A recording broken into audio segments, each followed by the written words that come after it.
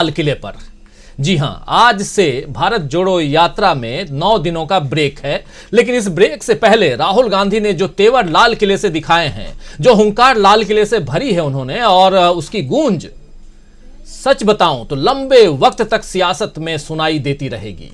राहुल गांधी ने पिछले 8-9 सालों का लेखा जोखा कुछ मिनटों में जनता के सामने पेश कर दिया है। बीजेपी की नीयत लोगों के सामने खोल कर रख दी है। राहुल गांधी ने कहा कि मेरी छवि खराब करने में हजारों करोड़ रुपए खर्च किए गए, मैंने 1 महीने में सच्चाई जनता को दिखा दी। उन्होंने साफ साफ कहा कि यह नरेंद्र मोदी की सरकार नहीं है, यह अडानी और अंबानी की सरकार है। आइए जरा सुन लेते हैं क्या कुछ कहा राहुल गांधी ने। और फिर जो भी आपका पैसा है, किसानों का, मजदूरों का, आपके एयरपोर्ट, आपके पोर्ट, आपकी सड़कें,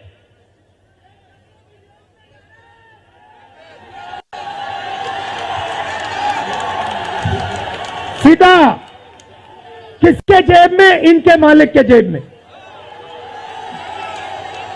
इनको कौन चलाते हैं? नाम बताओ। देखो, सब जानते हैं, पूरा हिंदुस्तान जानता है। भाई और बहनों, ये नरेंद्र मोदी जी की सरकार नहीं है, ये अंबानी अडानी की सरकार है।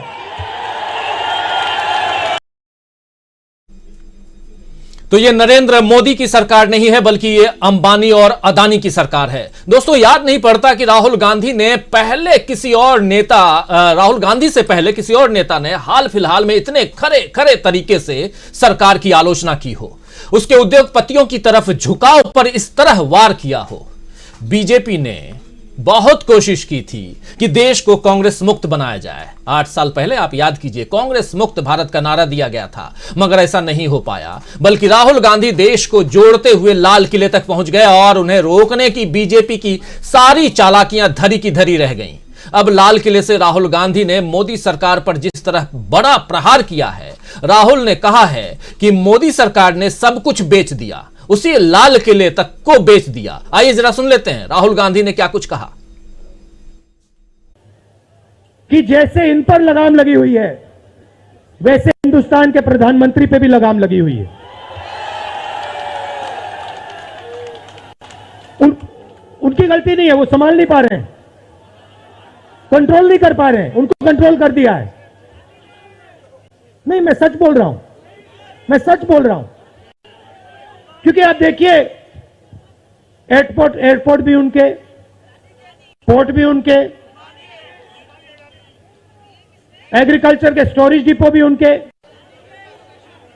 और क्या उनका, हाँ,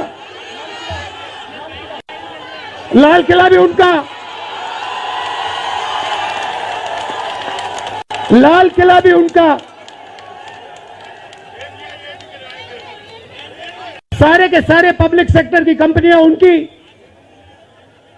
और क्या उनका, रेलवेज उनकी,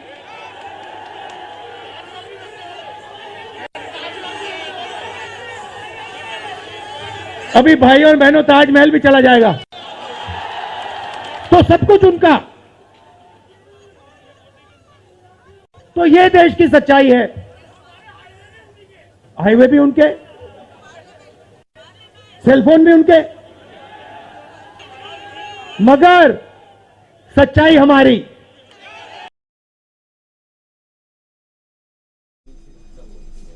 सब कुछ बेच दिया, सब कुछ उनकी, मगर सच्चाई हमारी, कह रहे हैं राहुल गांधी। तो राहुल गांधी ने जमकर मोदी सरकार पर हमला बोला है और बता दिया है कि 2800 किलोमीटर की यात्रा में उन्हें लोगों के बीच नफरत नहीं नजर आई है, बल्कि प्यार नजर आया है। मगर मीडिया दिन रात हिंदू और मुसलमान करता रहता है, हिंदू मुसलमान, हिंदू मुसलमान, हिंदू मुसलमान। आइए जरा सुन लेते हैं क्या कुछ कह रहे हैं राहुल गांधी, उनकी बातें, उनकी जुबानी।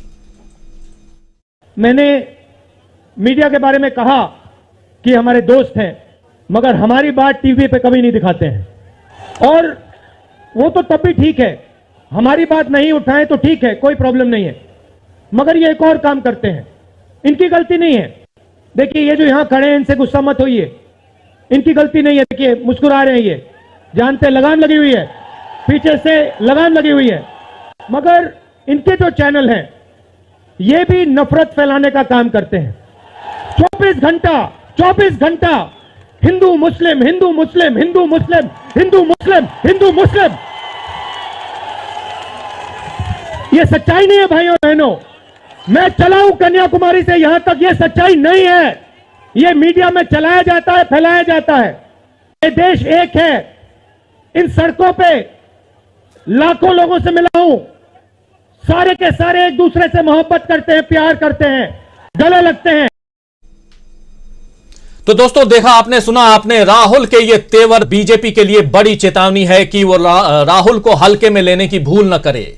जो इंसान 8 सालों तक चुप रहा, अब वो बोल रहा है और लोग उसकी बात समझ रहे हैं।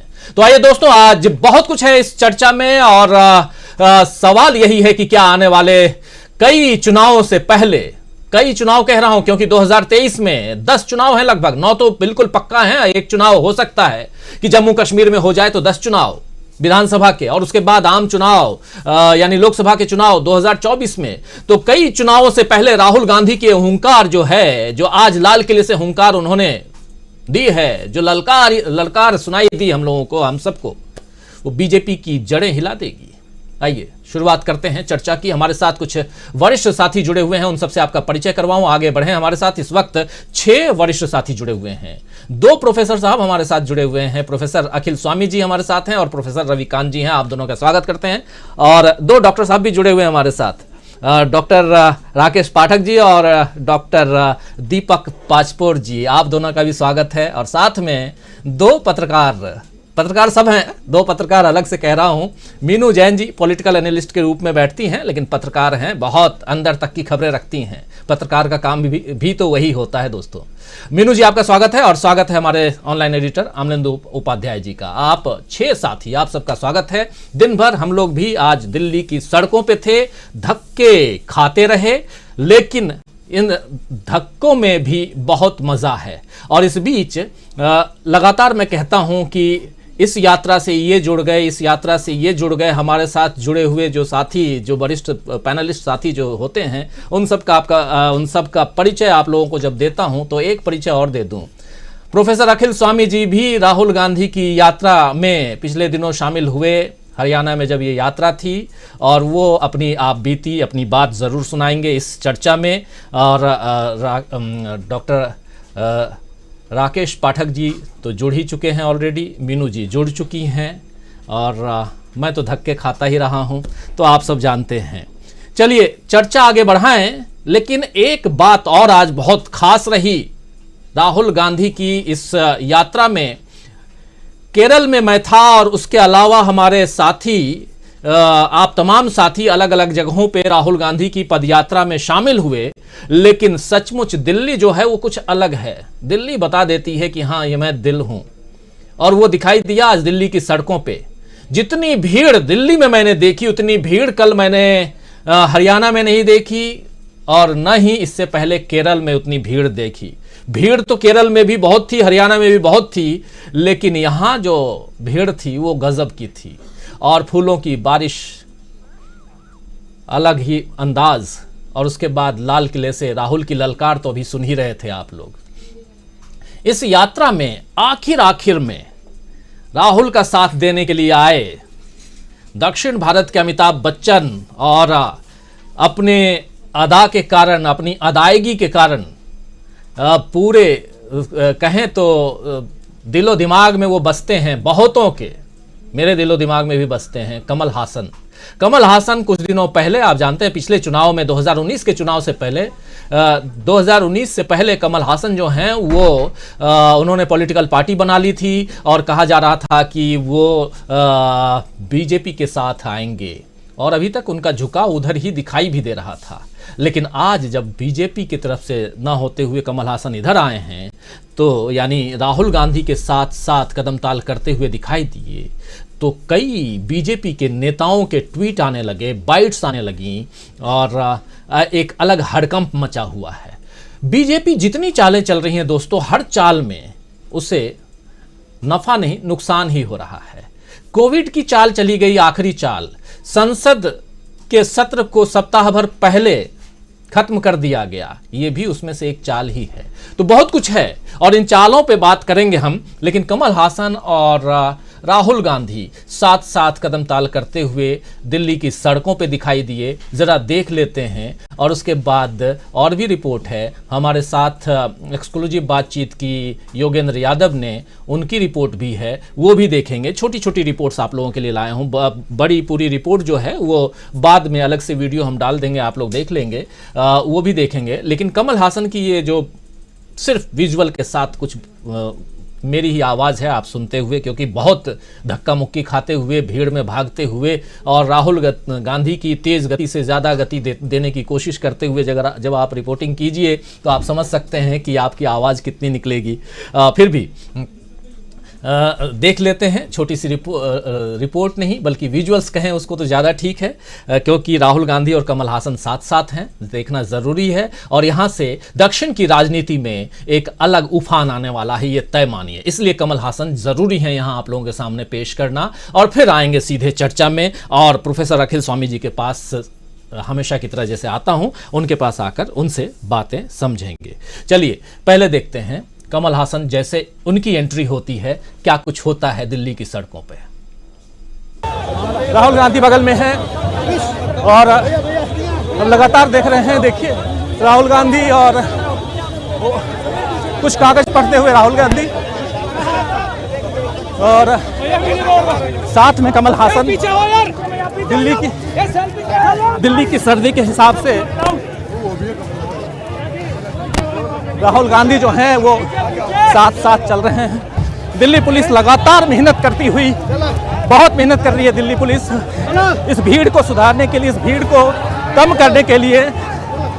बहुत ज़्यादा मेहनत दिल्ली पुलिस को करनी पड़ रही है इस भीड़ को कंट्रोल में लाने के लिए। लेकिन पीछे राहुल गांधी के जितने भी समर्थक हैं वो लगातार लगे हुए हैं।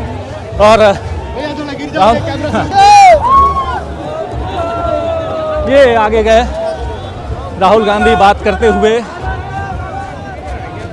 ये काफिला आगे बढ़ गया है और हम लोग थोड़ा पीछे रह गए, क्योंकि अब जो धक्का मुक्की है उसमें कुछ परेशानी हो सकती है, इसलिए हम लोगों को यहाँ रुकना पड़ा है। और ज़बरदस्त भीड़ आप देखिए, और साथ साथ आगे दूर तक ये दिल्ली, शायद दिल्ली के हुक्मरान को ये भीड़ आज की रात सोने न दे।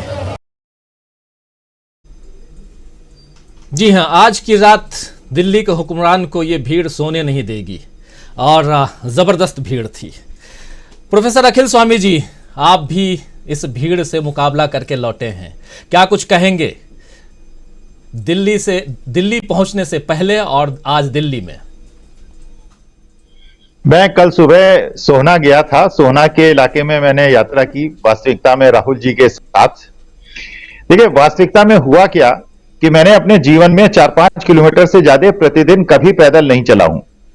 कल सुबह 5 बजे मैं वहां पहुंच गया। बहुत ठंड थी, खुला इलाका था, बिल्कुल सर्दी थी, बहुत ज्यादा सर्दी थी, खाली पेट था, नहा धो के गया था, बिना खाए पिए गया था, जैसे मंदिर जाता हूं वैसे गया था। और एक बिल्कुल सामान्य व्यक्ति, कोई जान पहचान नहीं, कोई किसी के साथ नहीं, अकेला गया। जो एक मंदिर में हम जाते हैं, बद्रीनाथ जी के या केदारनाथ जी के मंदिर में जाते हैं, भाव विह्वल हो जाते हैं, आंखों में आंसू आ जाते हैं जब हम देखते हैं कि गरीब है, अमीर है, दक्षिण का है, उत्तर का है, पश्चिम का है, किसी भी प्रदेश का है, दलित है, ब्राह्मण है, कोई भी है, सब भिक्षुक रूप में भगवान के सामने मत्था टेकते हैं, आंखों में से आंसू आ जाते हैं।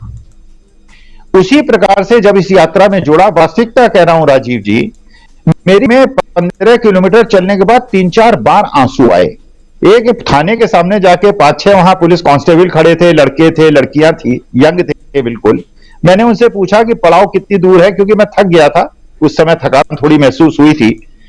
तो उन्होंने कहा कि सर आप क्या करते हैं, क्योंकि बुजुर्ग देखा, सफेद बाल देखे, और इतने प्यार से, इतनी इज्जत से बात की। खाने के साथ अंदर जो है खाने का इंतजाम है, आप आइए, विश्राम कीजिए और कुछ खाना खाइए।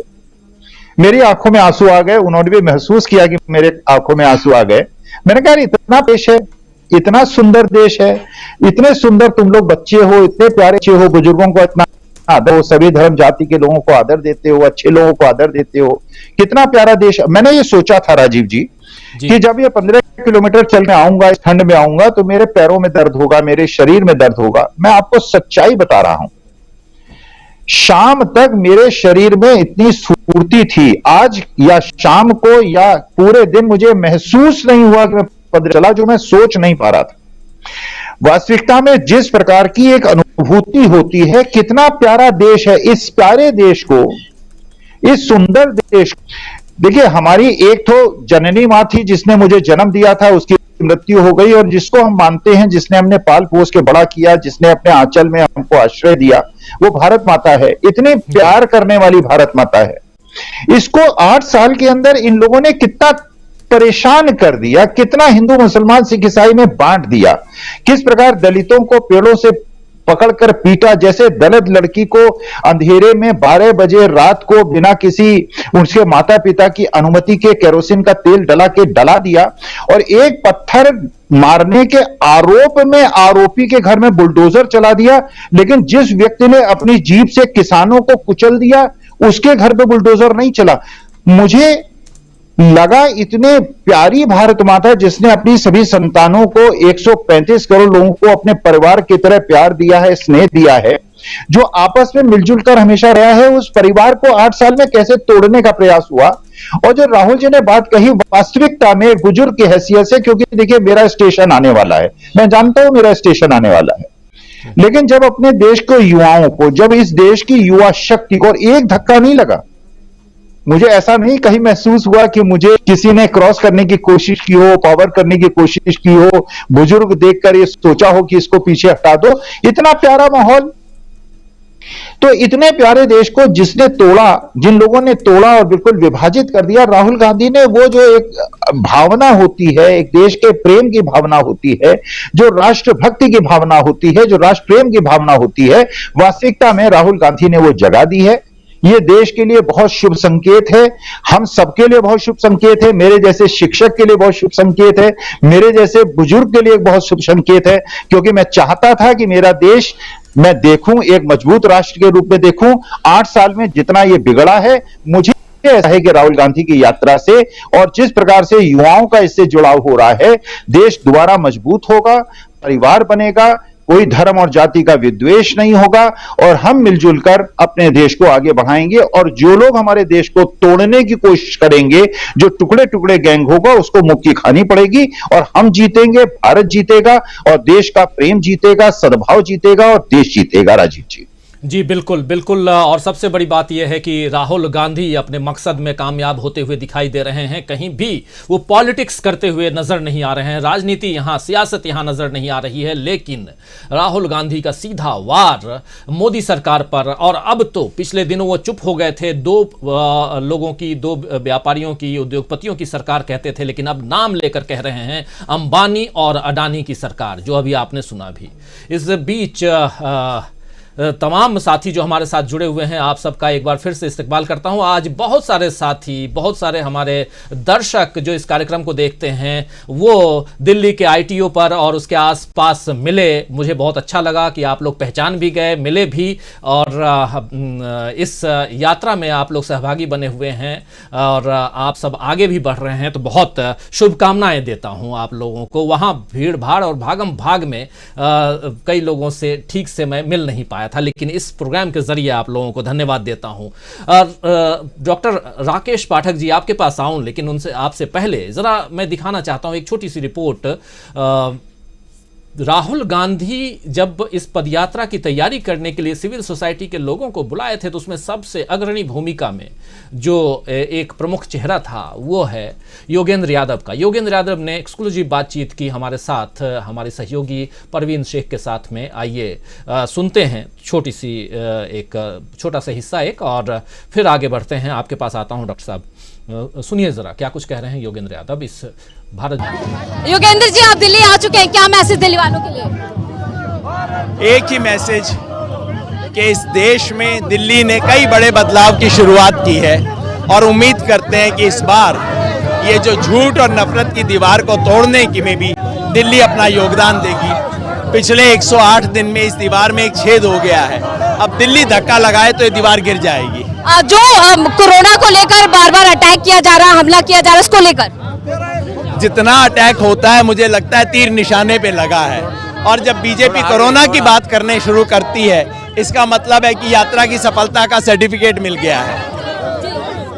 जो क्या मैसेज आज लाल किले से जब राहुल गांधी जी, क्योंकि दिल्ली वालों को बेसब्री से इंतजार है उनके भाषण का शाम। लाल किला या दिल्ली इस यात्रा का डेस्टिनेशन नहीं है, ना ही श्रीनगर है। इस यात्रा का गंतव्य है इस देश का हर गांव, हर दरवाजा और उसका दिल। ये जनादेश की यात्रा नहीं है, ये जनमानस की यात्रा है। जनमानस बदलने की शुरुआत हो गई है और वही सबसे बड़ी सफलता है। तो आप योगेंद्र यादव को सुन रहे थे।